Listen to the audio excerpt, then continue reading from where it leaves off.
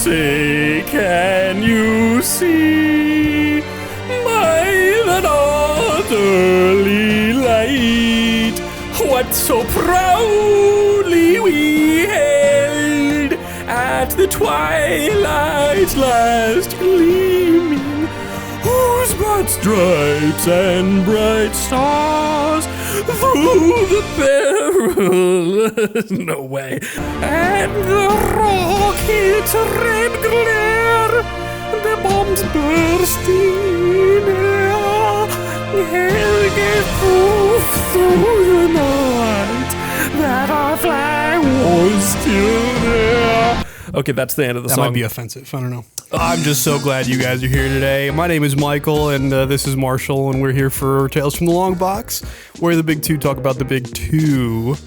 Today, this is our 4th of July Independence Day special. So what would we talk about other than Captain America, of course?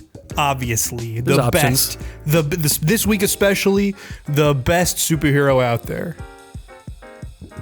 Agree with me, do it. It's probably still Batman. It's this week. It's probably still Batman.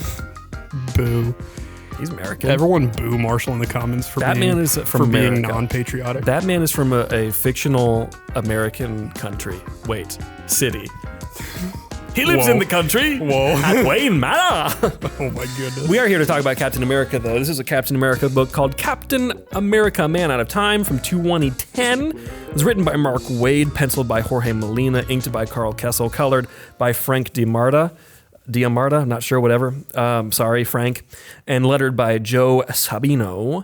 I have a little description of this book here that I got from the League, if you want to read that out for me. Oh, delightful. In the waning days of World War II, Steve Rogers, Captain America. Oh. Spoilers. Sorry for anybody who didn't know that Steve Rogers. Private First Class Steve Rogers? That's not possible. He's a little skinny guy. Well, he's not a skinny guy, but he sure is just a boring nerd. Yes, he's a big old dweeb that hangs out with his little buddy all the time. Yeah. Steve Rogers, Captain America, seemingly sacrifices himself to save his nation. ? But decades later, he finds himself revived, thrust into a strange new America that he barely recognizes. As he meets the heroes his legend inspired, Cap comes to understand what his sacrifice meant. Yep, that's more or less what the book is about. Yeah. So to just talk about the origin of this book, how this came to be, we were trying to figure out what are some Captain Americas, Captain America? Captain America Captain right America. here, baby. We were trying to figure out, with that whole outfit, man, you really got it going. We were trying to figure out what Captain America book we could talk about, and he's not really a character that has limited series runs that are really popular or That's so well known true. necessarily. Yeah. He's got longer runs, The Winter Soldier, or Mark Waid did have a run in the 90s, which is one of the reasons that they picked him for this. Yeah. So this is one of the things that we found, and we thought that looks interesting. Yeah. Hadn't read it before, and now we have read it. So this essentially, this was created as a lead up to Captain America, the First Avenger. Yep. So this is MCU synergy ground zero, essentially, They where we really are dug in, literally making, it's not the exact same, it doesn't follow the origin of Cap or anything like that. It's like the description said, it's about his temporal displacement and what that is like for him psychologically. Yeah. And it gives people an easy, jumping on place to kind of rehash who this guy is if they want to, have seen the movie and then start reading the comic books. Totally. Yeah. So that was the whole idea behind this. Marvel editor-in-chief at the time, Tom Brevoort, chose Mark Waid because of this, like I said, run that he did in the 90s on Cap with Ron Garney, who we've talked about also on the show on our first episode with Daredevil. Yes. And additionally, because Mark Waid is and was and is, whatever, known for his encyclopedic level knowledge of Marvel and DC continuity. So he seemed like the best person to them to fill out, not remaking Avengers 4 through 8, in particular Avengers number 4, but kind of filling out maybe what was happening between those stories. Yeah. And that is kind of the structure of the thing. It starts out basically, in a way, sort of redoing what happens in Avengers 4, and then the rest of the book kind of blasts through Yeah. those just until Wonder Man shows up in number 9. Yeah, for those who don't know, what happens in those 4 issues of or 5 issues of Avengers? What I mean, I actually know. happens in them isn't wildly important. Yeah. The first one in Avengers number 4, Yeah. basically the Avengers had been created. They pre-existed. They predated Captain America. Yeah. This group, came together and fought Loki in their first issue, and then some stuff happened for a few issues, and then this character that predated Marvel, at least as Marvel Comics, created by Jack Kirby and Joe Simon, Captain America, is found basically in a block of ice. Yeah. Just in the Arctic. The reason that they're there in a submarine doesn't matter. There's all weird comic stuff that leads to them being there, fighting Namor and stuff like that. Well, we do not have near enough time to go into it in this one issue of comics. They just find him. Just Yeah. relax and put up with it. Exactly. But it's a little, it doesn't matter. Basically, they're the Avengers, that being Iron Man, who people don't know is Tony Stark. Yes. Yeah. That's Tony Stark's bodyguard. Yep, exactly. The man who wears the Iron Man. Yes. That's right. Hank Pym. Oh, that's 3. Hank Pym, the Ant-Man. Yes. And Janet. Well, Giant Man at this point. Yeah, I guess he's Giant Man right now. Yeah. Janet Yep. Pym Van Dyne. I don't know what she is at this point. I don't think Don't they ever know. say. They don't give her a lot of time. Whatever, but she's the Wasp. Thor. Yep. Donald Blake. He does have the Donald Blake persona at this That's point. true. Yeah. Where he slams the stick and becomes Thor. It's kind of silly. What a time. I kind of miss it. Yeah. Well, you should read the J. Michael Straczynski run where they brought it back briefly. I know. It's good. And then who else am I forgetting someone? The Hulk. Yeah, Hulk is sort of involved. He's kind of the Gandalf to this Hobbit, essentially, because he's sort of there but not really there. And Rick Jones becomes important for a little bit here. But they find Captain America, and they're like, whoa, it's Captain America. Yeah. And they're like, is it Captain America? And they say, oh, I think it is Captain America. He says, I'm Captain America. I fought for my country in World War II. And now I'm here in, 10 years later or something at the time. I think it's like 20 years at that point, whatever. But, this is the thing that happens in this that confused me, is they get back to America. And now we're getting into story. Oh, put the story thing. So, we're getting into story. Who are you talking to, Marsha? Whichever one of us is editing. It's me.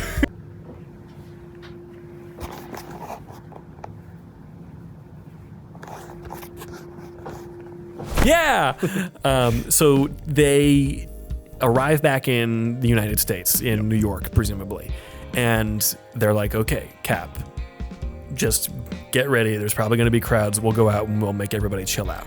And the Avengers all step out. And then Cap, a couple minutes later, comes out. And in this book, you just get a flash in the background that the Avengers have seemingly been turned into stone. Yeah. And then the story keeps moving.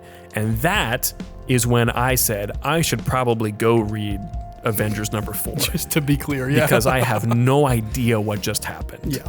And they don't come back to it until the next issue, and it's super confusing. It is very confusing.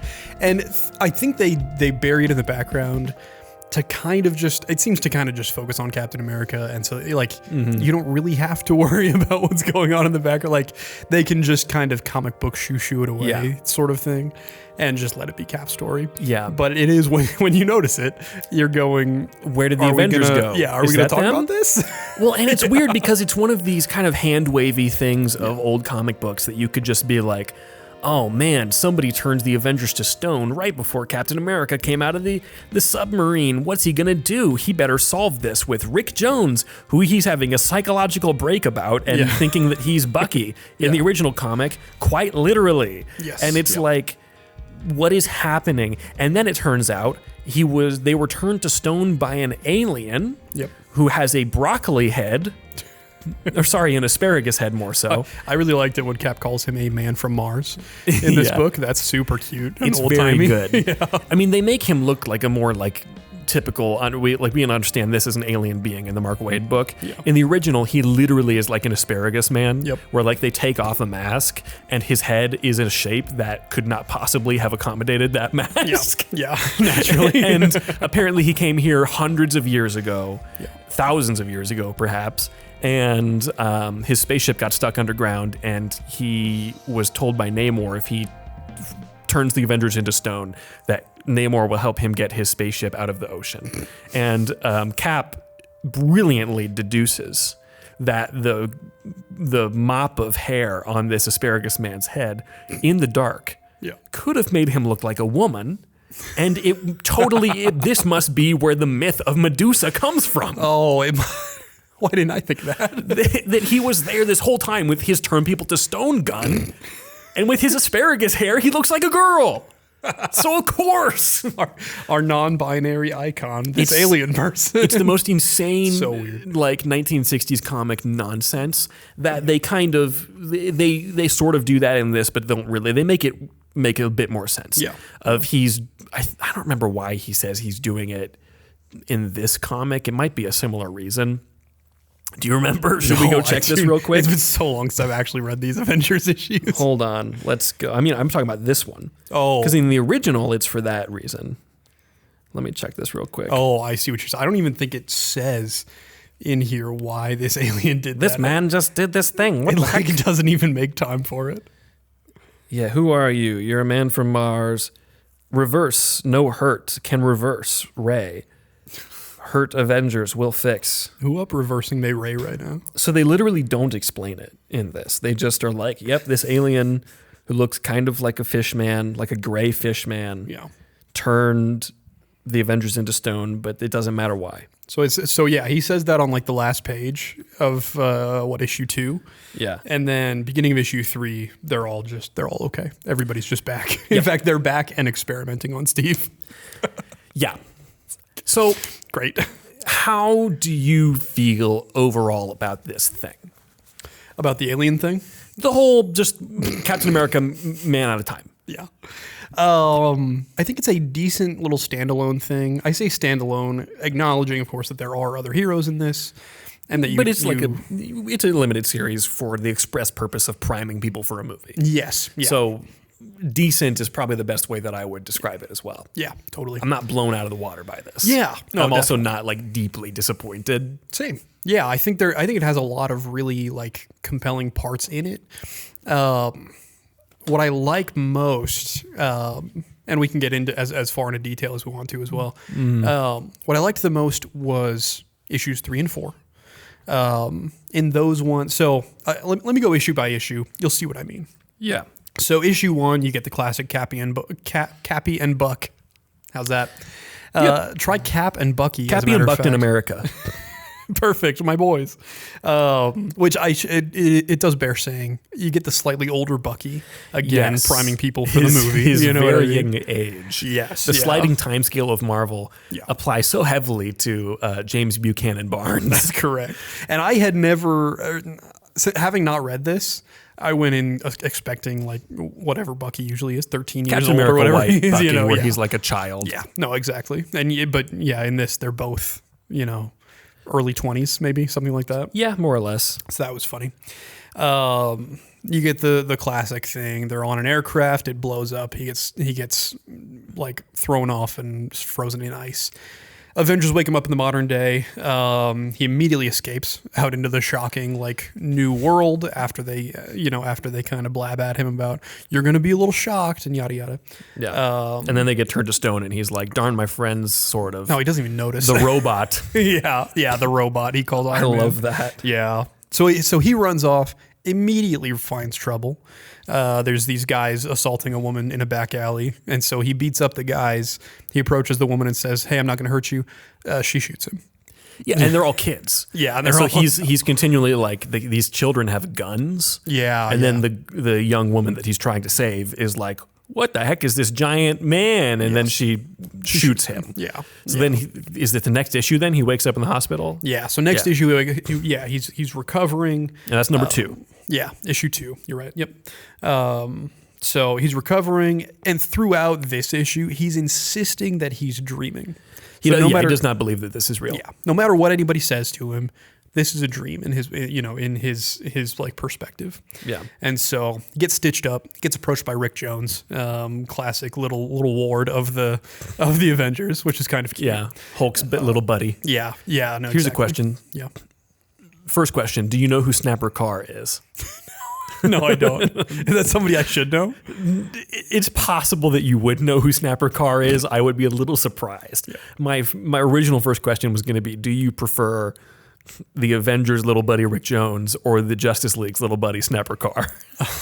And Snapper Carr is sort of the Rick Jones equivalent, who presumably came first. I don't remember off the top of my head. And he's just kind of a cool, jazzy guy, jazzy teenager who goes around and he like snaps. That's so stupid. I'm probably butchering who he is. People go back and forth on Snapper Carr. I think he's in one of the Lego Batman games. I think he's in Lego Batman 3. Snapper Carr from the West Side Story. It's very funny. That is ridiculous. I love Snapper Carr. I was going to make Rick Jones. the Jimmy Olsen connection because he's a little bit. Yeah, of a Jimmy there's a little Olsen bit of Jimmy Olsen kind of there. character, Yeah. But yeah, he just the normal human non superhero helper guy. Yeah. So he approaches Cap to tell him about the Avengers are missing and you might know something about it.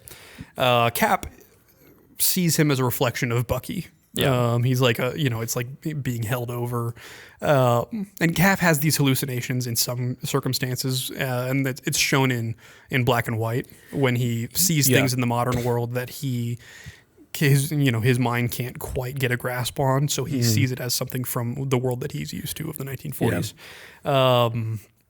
So anyway, Rick tells him that the Avengers have disappeared. They work together to find this alien who says the Avengers have been turned to stone. He turned the Avengers to stone, and he's going to go reverse it. That's pretty much all you get in issue 2, and that's just kind of where it ends. Issue 3 starts up. Well, the end of that is where he sees this alien, and it totally just makes him snap, basically, and go like, "This is insane." But what happened? I told you before this. There were a few moments in this that made me just go, "Yeah, like, what?" Yep. So one of you imagine.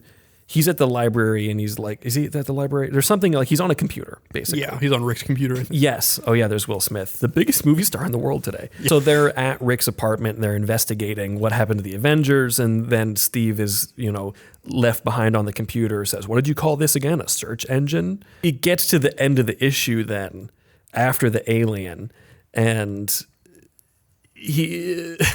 Rick is like, so what changed your mind about this being real, about this actually being in the real world? Yeah.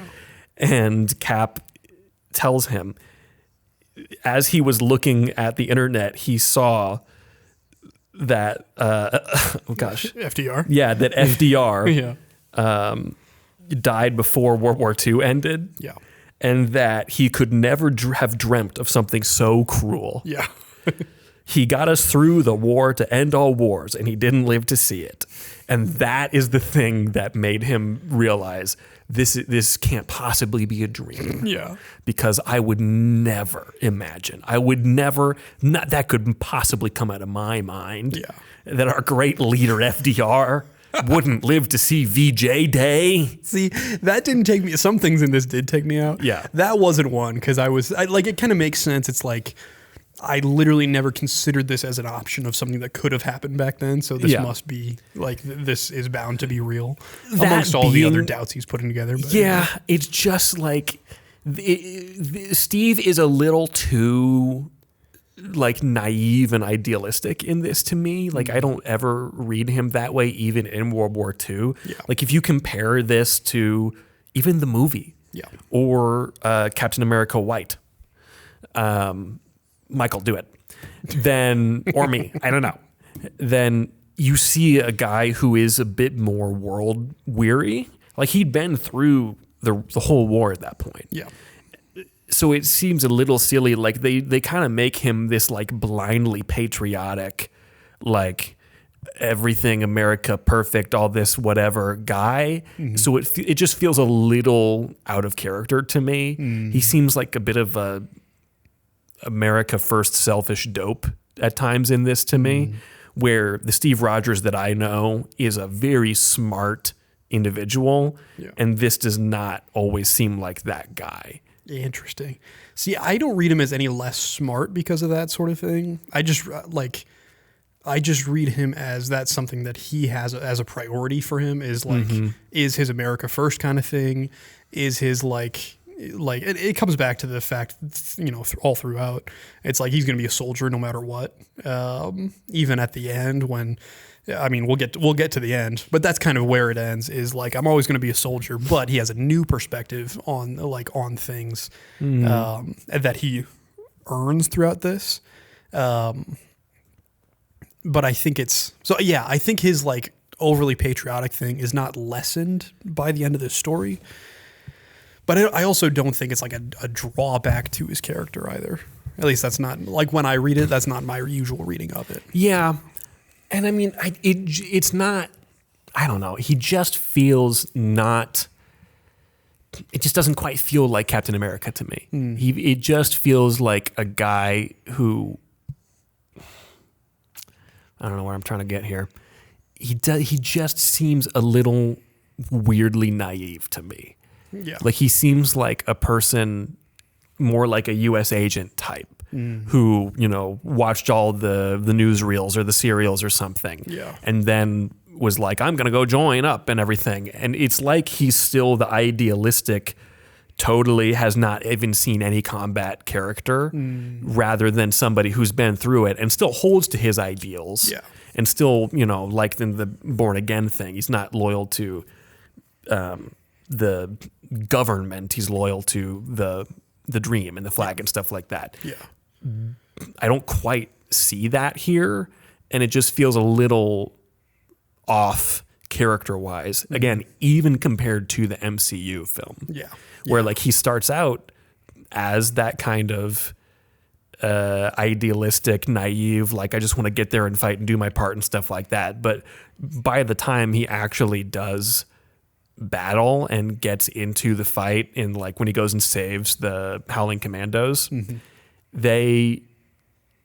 he changes as a character and he grows. Yeah. And this would be well after all of that happened. For sure. So it just feels like a weird regression of character for the sake of, I don't know, creating drama that wouldn't maybe otherwise be there, because the Captain America that I know at this point in the story, I don't know that he would first instinct to be like, well, I'm out of here, guys. Got to leave. Got to go back to the war. Yeah. Now that you've told me, Captain Tony, now that you've shown me, Tony, that everything worked out great and that we've had all these wonderful advancements, the first thing I have to do is go back and possibly erase all of that. Right. Like, I don't see that being like, it just seems weird to me that it takes an order from the president to stop him from, I don't know. It just, you see what I mean? I hear what you mean. Yeah, totally. I think so much of that I read as part of the fish out of water,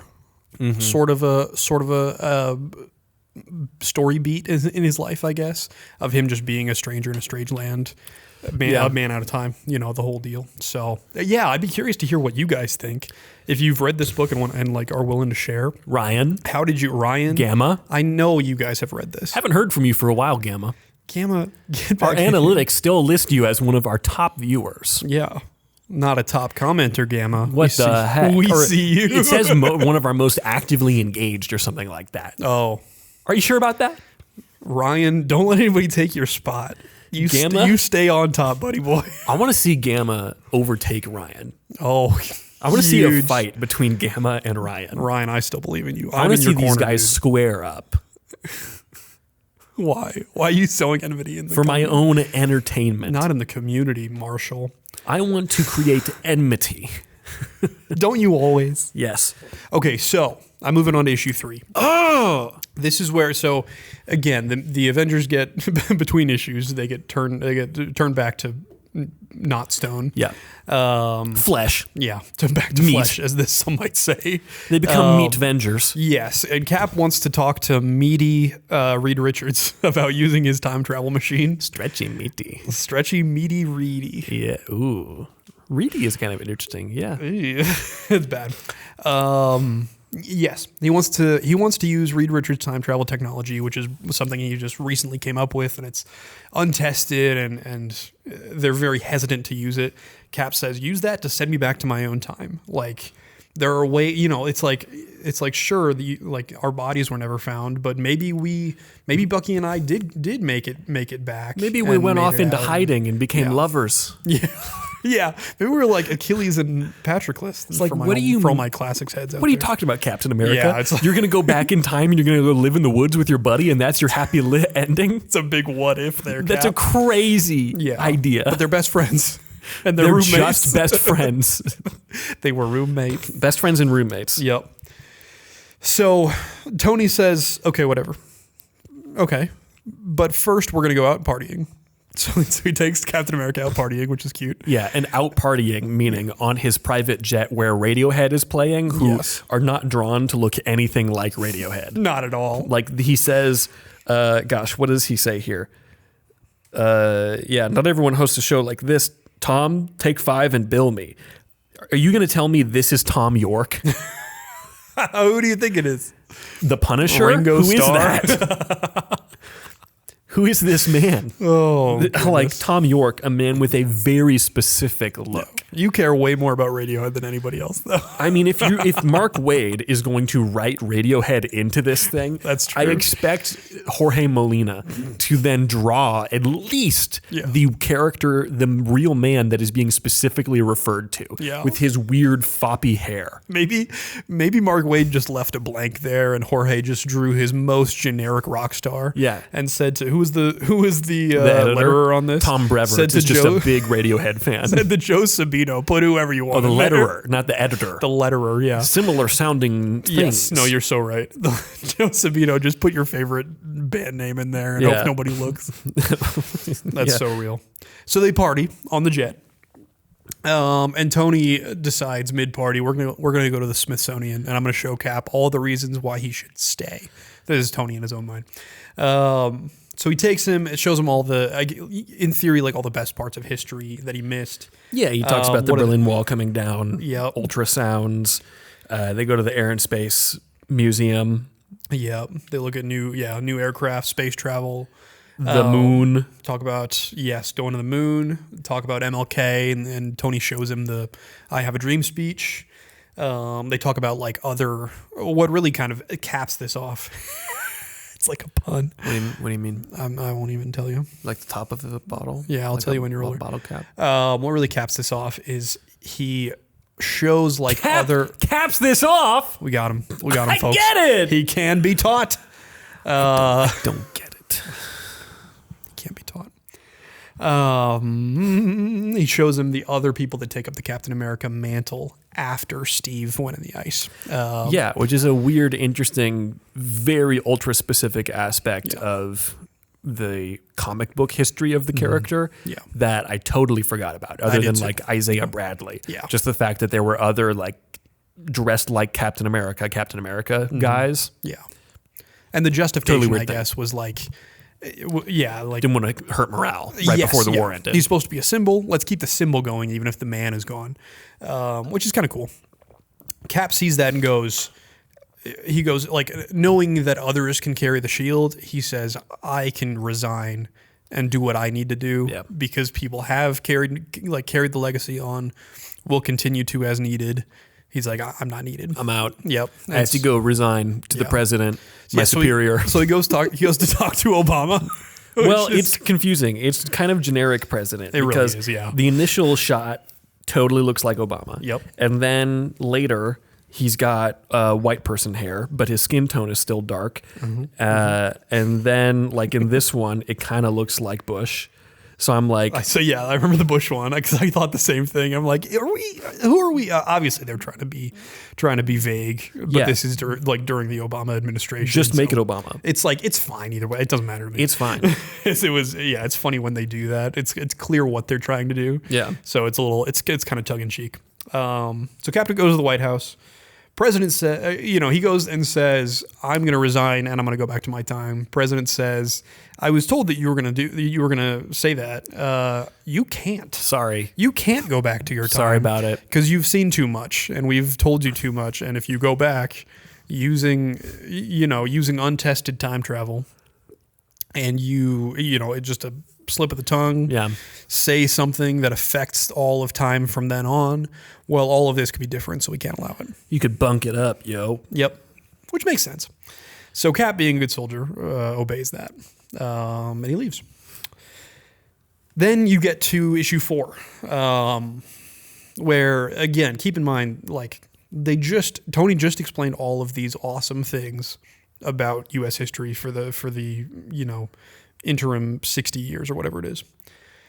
In issue 4, Cap has been working with the Avengers for a little while now, since he tried and failed to resign. Yeah, there's fun splash pages of what those like issues 5 through 8 are. Yeah. So like fighting the Masters of Evil and stuff like that. Yep.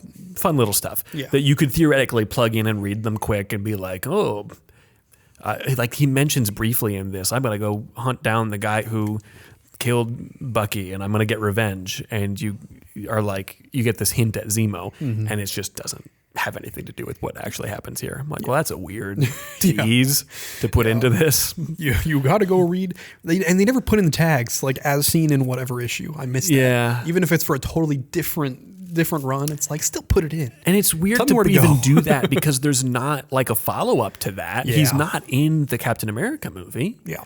And they're not like flowing into an ongoing that has him, or like it's just like, why that was a weird, doesn't matter. Just a little intercut thing. Doesn't matter. It's kind of nothing. Yeah. Yeah. But Cap, amongst all of his avenging, he goes to visit his old CO, who as like they get to talking, Cap initially is like, oh, thank goodness somebody from my time is still around. And he's like so relieved. Mm-hmm. And as they get to talking, the CO, do you remember his name? I'm like blanking on it now. I've got it right here. Hold on. Smithers. No, it's Simon. Something Simon. Simons? Yeah. That's all I need. General Jacob Simon. There it is. Thank you. Gotcha. So Simons kind of reveals like the dirty side of what Tony showed him in the previous issue. Kind of the worst sides of history over those last 60 years. Mm. He talks about Vietnam and losing the war there. That was one of the other moments that I was like, that's a little silly. You thought so? That, I mean, he's telling him all this different stuff about, colonels being caught funding rebel armies. The president resigned to avoid criminal prosecution, so on and so forth. We lost a war in Vietnam. How in God's name did we lose a war? Yeah, that's like the that's the sticking point for I you, and not like why we were in Vietnam and what actually happened in Vietnam. It's like we didn't win. Yeah, well, that seems a little silly. Well, again, he's told for he's Captain entering America. the war to end all wars in his prime. Yeah, and then all of a sudden it's like, wait, what do you mean that didn't end all wars? But he didn't say we were told there was more war after World War II. Two wars? Yeah. It was, we lost a war in Vietnam. How in God's name did we lose a war? The concern is we didn't win this thing. Yeah, I hear and I think Steve Rogers, Captain America, would be more thinking, why were we there in the first place? Yeah. I see what you mean there. Yeah. What else? They talk about Vietnam, the war on drugs, the war on terror. They talk about this moment where they do this thing of like, all right, boys, let's see what you're smuggling across the Arizona border in the dead of night. Probably guns. Yeah. And then they cut to, basically refugees in a back of a van, and it says human trafficking. But the way that they're portraying it is a little weird because it's not like this is like people, being smuggled across the border as illegal immigrants. It's not, sex trafficking or like slave trafficking and stuff like that. So it's like the way that, I mean, where does it? Right here. Clearly, these are just, Mexicans sitting in the back of a van who have paid coyotes to take them across the border. Oh, I didn't even look even that closely at the people. I Yeah, trusted I mean, when it they're says human trafficking. I just trusted that it's human trafficking. Yeah, I mean, these do not look like people who are in great physical harm or distress. They're just being, by definition, trafficked humans across the border. Oh. But when you say human trafficking, right, it's a whole other thing. You're thinking of something else. Yeah. So that felt like another moment that was like, that doesn't feel quite right to me. Yeah, I didn't even... Of like, Captain America would probably be confused about this. Right. But, yeah, I don't know. Yeah. What Yeah, else? Steve, they've invented crimes you've never even heard of. Carjacking, identity theft. Yeah. Yeah, those were good.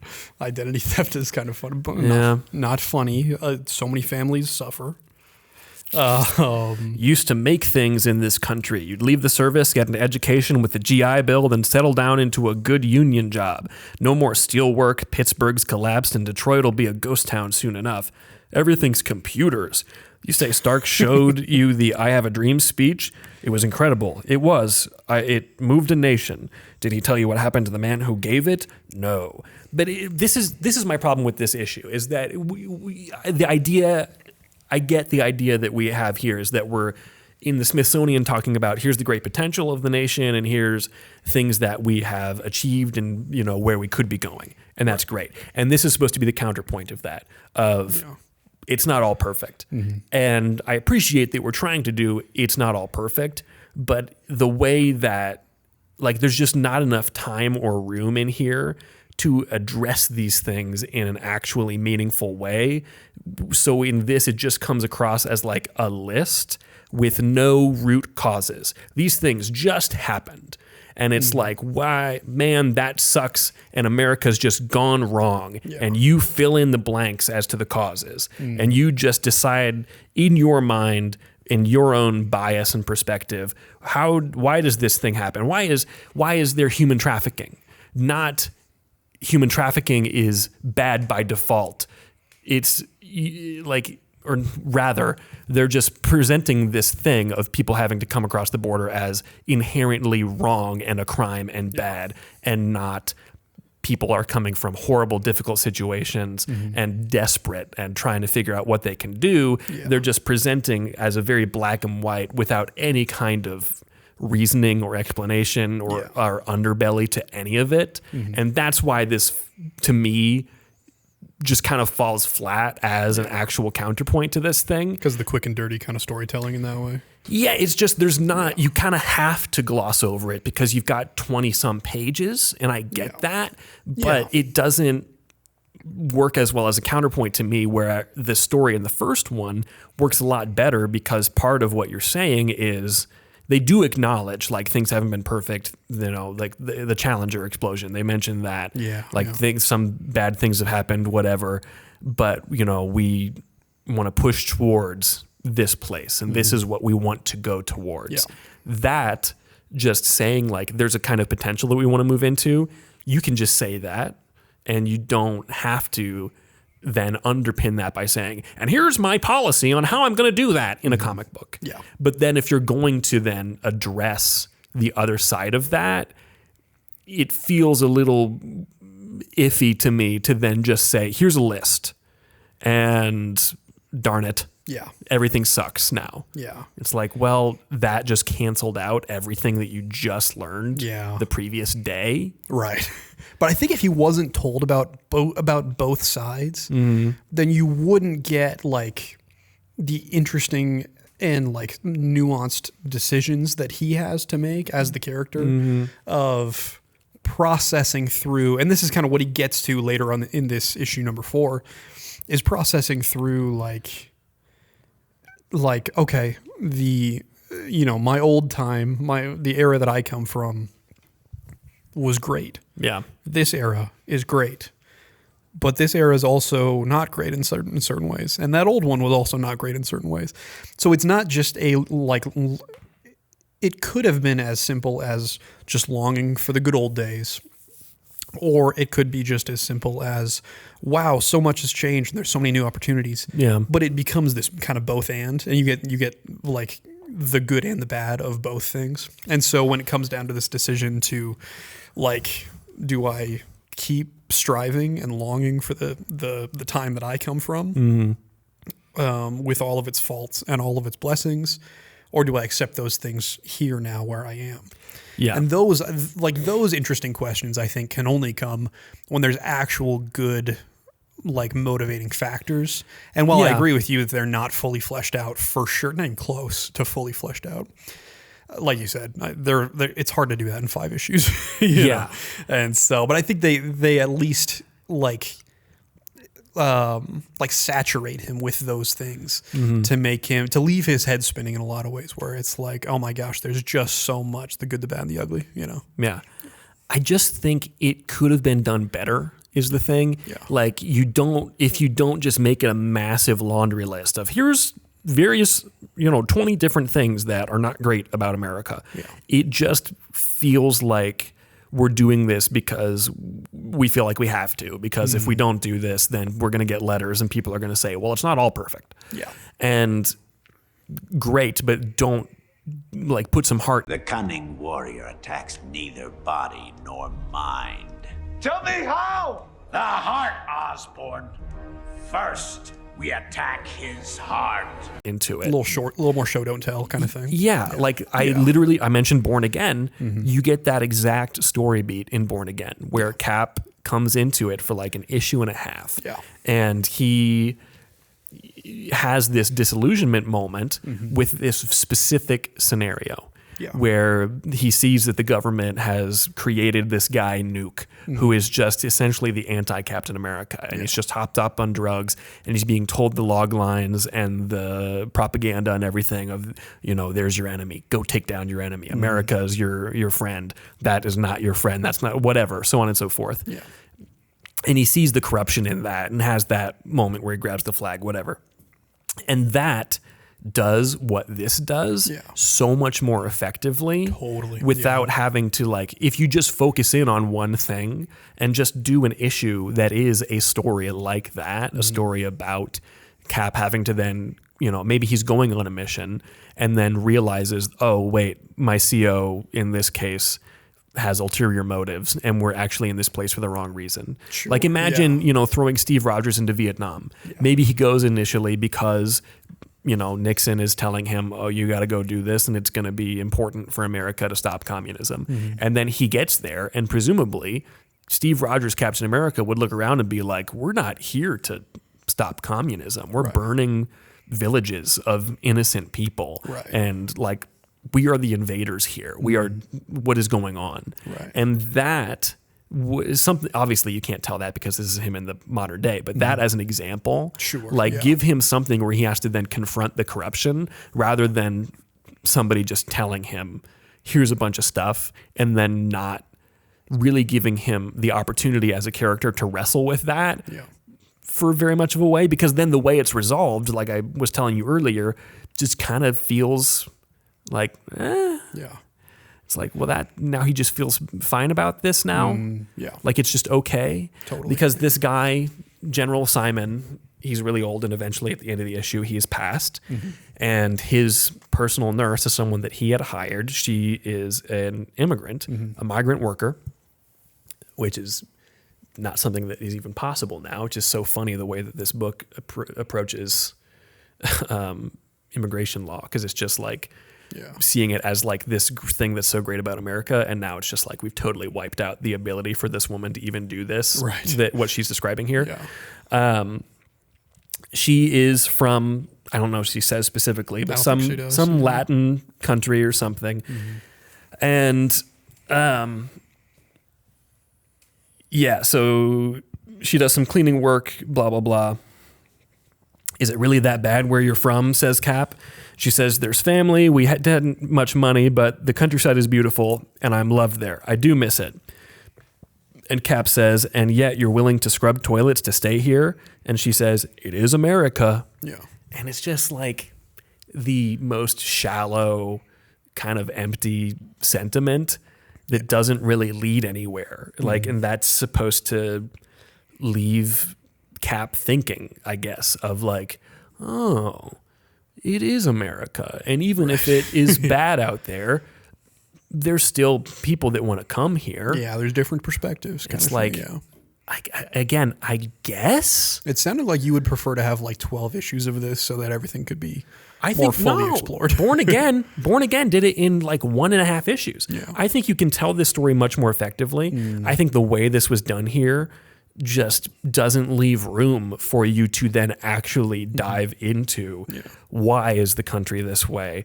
What does Captain America actually feel about it? Right. And what is the fallout of that? Yeah, and the different sides of each. So yeah, that checks out. But nevertheless, as he is like processing these things, and he's like, again, like we said, not sure where he falls on the whole, like on. Do I even like this new time that I find myself in? Yeah. Can I like it? Can I like stand behind it like I used to? Kang the Conqueror attacks. Who's from time travel. Yes, your typical time traveling baddie. He attacks to conquer the modern era, like he does. Yeah. All the Avengers go up against him, like they do, and Kang. I think he actively smells Captain America. I think it says that he sniffs him. It's a weird thing where like he can smell the time displacement that's happened here, which is cute, honestly. As a cute is superpower. interesting as a term. He's a cute little guy. Interesting. Yeah. It's a cute power that he uses to smell the time that he's from. So he uses his time travel abilities to send Cap back to the 40s, specifically to VJ Day. Yeah, he captures the other Avengers and puts them in cells, and then Cap he sends back to the time that he came from. Yeah. In the original comic, he just puts them all into cells, and they kind of just escape and stop Kang. Yeah, boring. Great stuff. At least from a Captain America perspective. Yeah. So that leads us into issue 5, where back on VJ Day, everybody's celebrating. Cap is kind of struggling to fit back into the old world where he's normal GI Steve Rogers. All of a sudden he like buys normal clothes and spends time in them, and he goes and buys a hot dog. Yeah, and that'll be 5 cents, mister. Yeah. $100. That's a lot of walking around money. That was a good part too. I think he gets gas and it's like 18 cents per gallon. Yeah. Oh no, sir. Which is great. It's so good. Yeah. So he now is armed with the knowledge of what the world's going to become. Couple that with the fact that he can't, for the life of him, cannot find Bucky or Peggy. He kept struggling in the modern time of like, I can't find anyone that I'm connecting with. Yeah. Nobody understands what I've gone through, stuff like that. And he comes back to this time and nothing has changed. It's exactly the same feeling. Yeah. Except that he's kind of stuck in this place and is like, well, now what? Yeah. Now the only people that I know are the Avengers that I've left. Again, I'm in the same problem that I was in. Which in a way is probably a very relatable thing for a lot of veterans of this era. Yeah. Of like, I don't know where I fit now exactly. Yeah. You know? Totally. No, 100%. Well, and he meets one too at some point and gets to talking with him about, reminiscing about the war. It's somebody that he knew in his. Well, it's one of the guys who was a jerk to him in the first issue, who's like, Rembrandt over here is drawing a lady. Yeah. And then he's like, hey, look, it's Rembrandt Rogers. Yeah. You remember me from Algeria or whatever. I thought they were just jawing at each other. I didn't think he was a jerk. I don't know. Maybe he was. The way that most of those early issues goes, that all these guys are annoyed by like Steve and Bucky because they're like, who are these jerks who just show up, don't do anything, and then leave? They like get special treatment from top brass. Yeah, no, that's true. But this guy shows up again. They're both civvies now. They're back. Yeah, they're home. And through talking with him, the guy expresses like his own like kind of belief in Captain America, and said, what does he say? Walks away going, well, you know what Captain America says, Rogers? There's always a way. This is after Steve kind of confides in him that like, I've made these new friends and I miss them now too. And like just kind of how he feels that sense of loneliness and that sort of thing. Yeah. Which is really cool. And there is a moment here, man, every attempt at social commentary just kind of falls flat to me. Like it just feels very trite and not, I don't know. But there's a moment here where this guy, one of the things that I was like, that seems kind of silly, is when General Simon was talking about nobody just comes back from war, gets a lot of money, and then gets a house and gets married anymore. No one has a giant, really well-paying job in the industries. What's that all about? And I'm like, well, time has moved on and that doesn't exist. It's not like I don't want to have a really good job and a house and all this. What do you mean? Everybody wants that. Nobody's interested in having a good life anymore. This is ridiculous. Yeah. And then he goes back in time, and this guy is like, man, this is awesome. I got a wife and all this different stuff. I got a big house or whatever. Everything is perfect for me nowadays. It's just great to be in this world and in this life. And in the background, there's a guy smacking the waitresses behind. Yeah. And it's like this little imprint of like, oh, but actually there's still sexism. Yeah. And there's these little moments throughout it where Steve is like, man, I sure love it that women aren't discriminated against anymore and that people of color can have a job. I love that about the modern America. That makes me happy. Yeah. And they put such a lantern on it that it just feels so ridiculous. Yeah. No, I know. Well, and it's like, part of it's like, oh, what an encouraging character. But it also, like, kind of like you know, like you alluded to, it challenges you as the reader to draw your own conclusions, see things in the. It asks you to see things through this lens of a guy who's just seeing these for the first time and figuring out where is the right and wrong for all of these things, you know? But just make it more subtle, man. Yeah. This moment when he goes back and he meets this, black father and son at the baseball game and goes to sit with them, that's a great moment. And they don't make this huge thing out of it. Yeah. But it shows this contrast between like, this is the way that Steve is, but also for us, the readers, we see this obvious contrast of Steve is telling him like, oh, maybe he'll grow up to be a baseball player. Something that, Jackie Robinson would then do. Yeah. And a black baseball player, that is. And the dad is like, don't fill his head with silly dreams that aren't going to happen. Yeah. And that's a good moment. That works really well. Yeah, it really does. But because they're not just like beating you over the head with it, it's an actual character moment that makes sense for Steve Rogers. Yeah.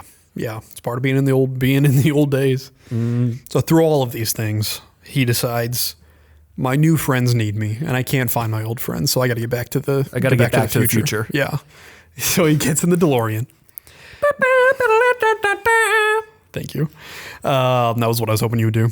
How did you do it? No, he comes up with the scheme to hide his Avengers ID card that has a lifetime battery in it. Thank goodness. So I'll put that to the test. He says it's going to last 60 years.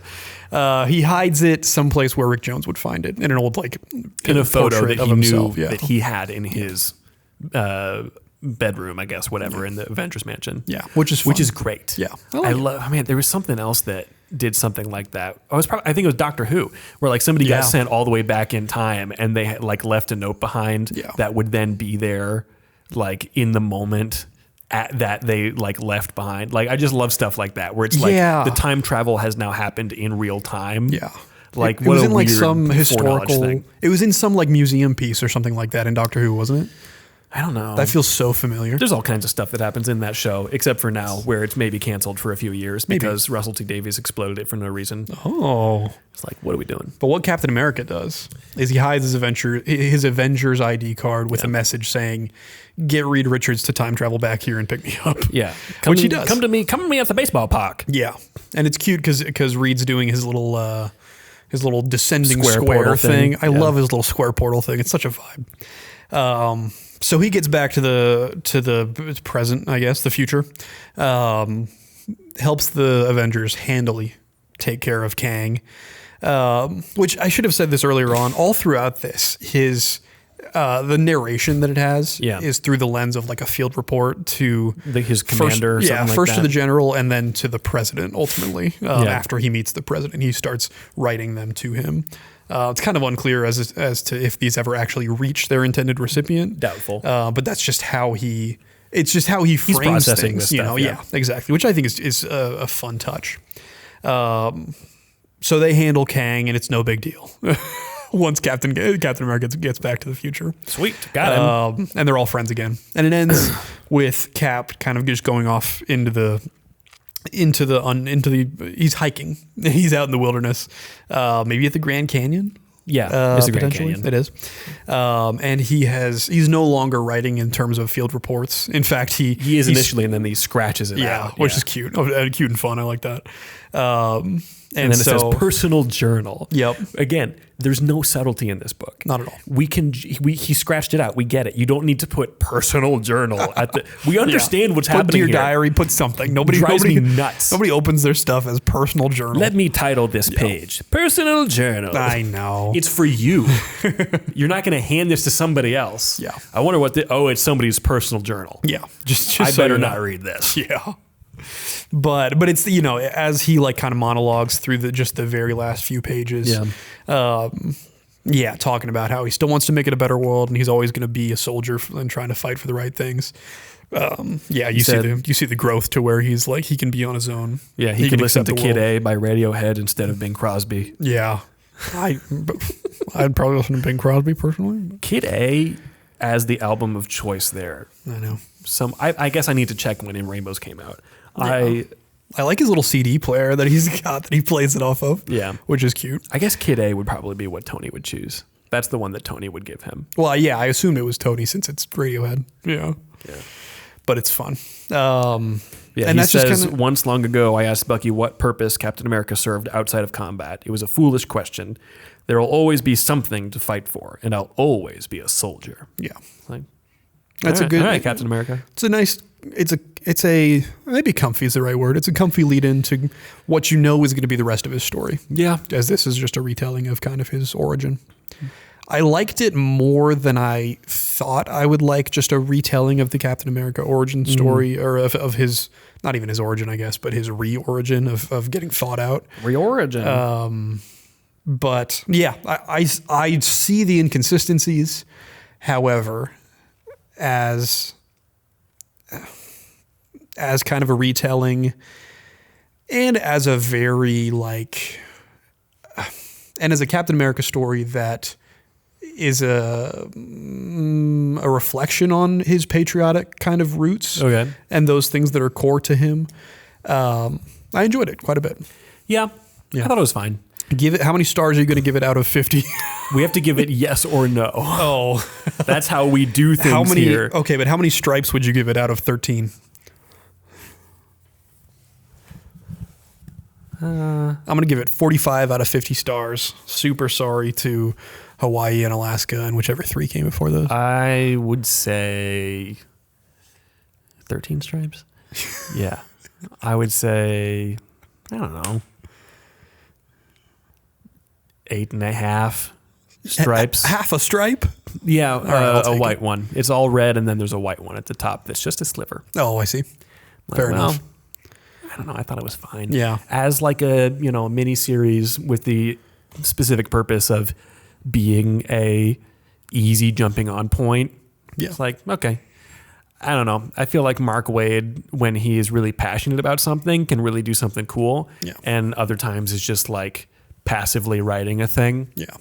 And this feels more like passively writing a thing compared to something like Kingdom Come, where he's like, I'm really into this idea and this is really, I'm fascinated by this. And it's also a much more, even talking about Meditations on America, that's a much more interesting look at, multiple generations and what is the responsibility of the older generation to the younger one and stuff like that. But Yeah. I don't know. I thought it was fine. Definitely. I, from a scale of yes to no, I give it a yeah. Yeah, me too. Yeah. I'd say, especially if you already like Captain America and if he's a character that you enjoy, especially in his ensemble things where I think he tends to shine the most. This is a fun look at him more personally, more closely. Personally, Yep. Captain America. Yeah. Let's end this episode. Let's do it. Thank you all for listening. Appreciate you being here. If you come back next week, you're going to get an Iron Man supercut of the Iron Man videos that we did like last month or slash a month and a half ago ish, somewhere in there. So, but it's not just what you've seen before. There is some additional content in there. Some bonus content for you guys. So somebody suggested adding some historical context and was wishing that we could have gotten to some more modern stuff.